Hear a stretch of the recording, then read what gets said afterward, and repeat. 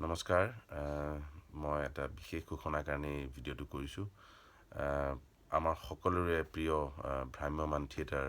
ইণ্ডাষ্ট্ৰীত আপোনালোকে সকলোৱে জানে কোহিনুৰ থিয়েটাৰ কোহিনুৰ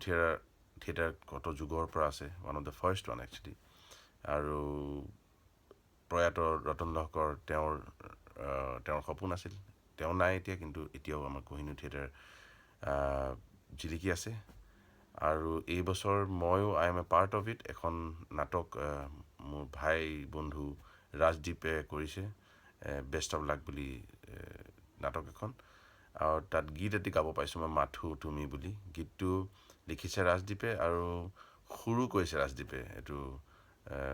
মই নাজানিছিলোঁ ৰাজদ্বীপে সুৰ কৰে বুলি আগতে ধুনীয়া হৈছে সুৰটো গীতটো বৰ ভাল হৈছে গাই ভাল লাগিছে আৰু নতুন পদ্ধতি নতুন টেকনিকেৰে ভ্ৰাম্যমান থিয়েটাৰো আগবাঢ়িছে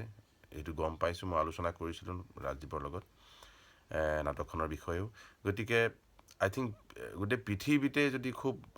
এনেকুৱা এটা ইণ্ডাষ্ট্ৰী নাই এনেকুৱা ভ্ৰাম্যমান থিয়েটাৰ আমাৰ চাগে সময়ত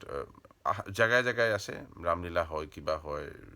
যাত্ৰা ধৰণৰ কিন্তু ইমান ভালকৈ ষ্টেজ বনাই ইমান উচ্চ খাপৰ মানে প্ৰডাকশ্যন কৰি পেলাই ভ্ৰাম্যমান থিয়েটাৰ আই থিংক অসমতেই ইউনিক হয়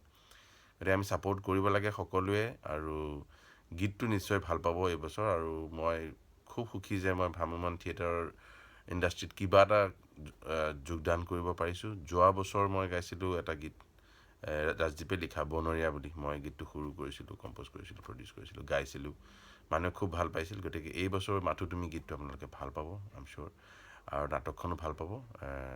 নিউ টেকনিক্স তেওঁলোকে লগাইছে নতুন প্ৰজন্মৰ কাৰণে নতুন চিন্তা গতিকে মোৰ ফালৰ পৰা চবকে শুভকামনা জনালোঁ আৰু আশা কৰোঁ আপোনালোকে সকলোৱে ভাল পাব গীতটো আৰু নাটকখনো